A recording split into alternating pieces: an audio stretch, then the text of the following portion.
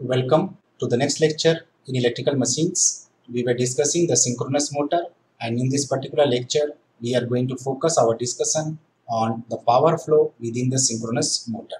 We know the equation of the armature current is given by the resultant EMF divided by the synchronous reactance. So the resultant EMF can be written as the vector difference between the supply voltage V and the induced EMF EB or the back EMF. Whereas the synchronous reactance will be written as the sum of the resistance and the reactance, the imaginary part of it. Now, the power flow, if we discuss in the per phase basis, so the power input given to the stator is given by VIA cos phi, whereas some amount of power, that is IA square RA, is being lost as the stator copper loss in the armature. The remaining power is taken as the mechanical power which is developed in the armature. It is given by the product of the back EMF EB into the current IA multiplied with the cos of alpha minus phi, alpha being the coupling angle and phi being the power factor angle. The mechanical power developed is gone some power into the iron, excitation and the friction losses, and the net output power is the one which is available at the shaft. One thing point to be noted here is that the rotor copper loss, we are not meeting it with the AC input that is given to the motor. But since the DC source is the one which is used for the rotor excitation, so that DC source is used to meet the rotor copper loss. So if we see the flow chart of the power from the input to the output side, so the input power is given to the stator of the armature and we have the stator copper loss, and then there is a mechanical power developed in the armature. So after iron and friction excitation losses, we get the net output power which is the useful power. The equivalent circuit of one armature phase of a synchronous motor consists of the synchronous impedance, which is the resistance and the reactance. The supply voltage V is given to the stator, so this part of the circuit is pertaining to the stator winding, where the current drawn is basically armature current IA and E is the induced EMF. The rotor circuit, which is separate, which is the part where we are given a DC source and in the field winding the flux is produced taking the field current. If we draw the phasor diagram, so the current is lagging the voltage by an angle of phi, that is the power factor angle, and there is an angle alpha which is the coupling angle between the induced EMF and the supply voltage.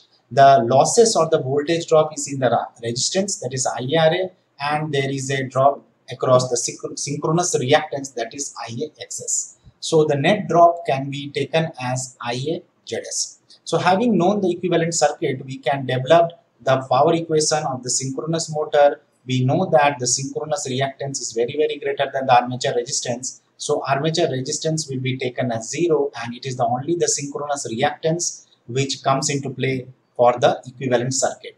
So from the equivalent circuit, we can write the equation EB sin alpha is equal to IA XS cos alpha, because this is our alpha and phi, that is the power factor angle, and this is our alpha, that is the coupling angle. So if we resolve that into the component, we get EB sin alpha is equal to IA XS cos phi.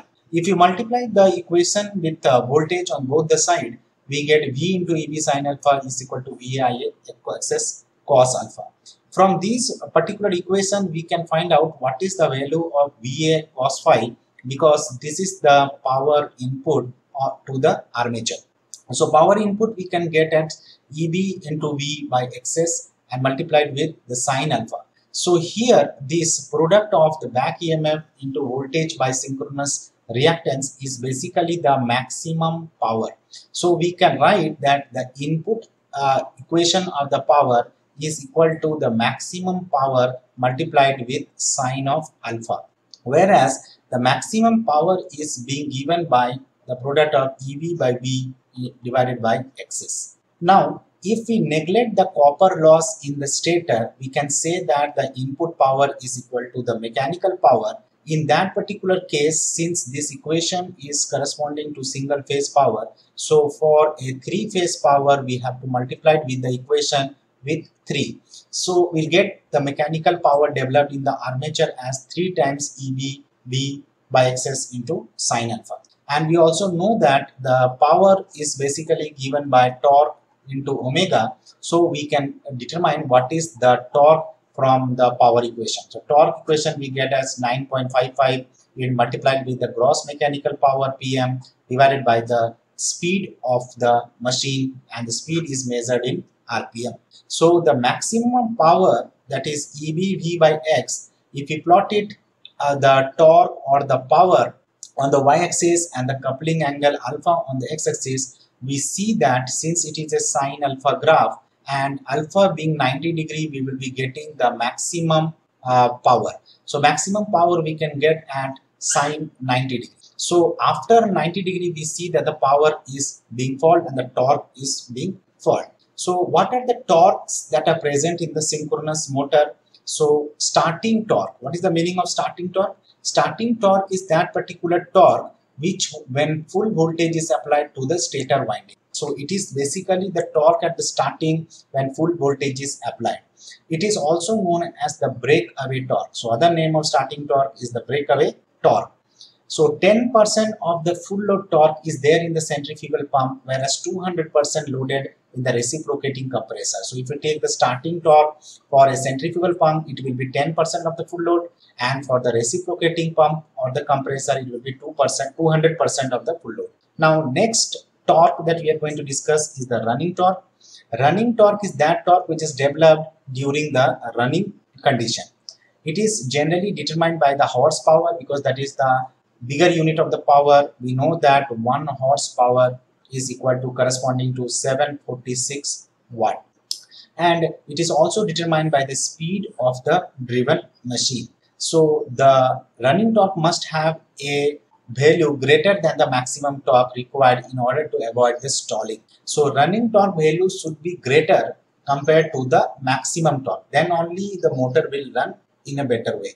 The next torque is the pull-in torque. So pull-in torque is that particular torque which is when synchronous motor is started as induction motor, we know, then it runs at 2 to 5% below the synchronous speed. We are aware that any synchronous motor is not a self-starting motor. It has to be started as an induction motor, and in that particular case the speed of the motor is 2 to 5% below the synchronous speed. So afterwards excitation is switched on and the rotor is pulled into step, so that the synchronously rotating stator field is produced and the rotor is rotating at the speed of the synchronously rotating field. So the torque at which the motor will pull into step is known as the pull-in torque.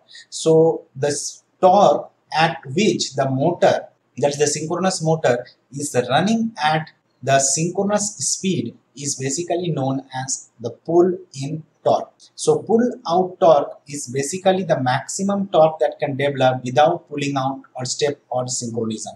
So we have seen the graph of the power torque equation. So this is the power torque with respect to the alpha. So we see that when alpha is equal to 90 degree, we get the maximum power or the maximum torque. So the maximum torque that is developed without pulling off step or synchronism. So apart from crossing the 90 degree, it will be losing the synchronism. Hence that value of the torque which pull in for the maximum.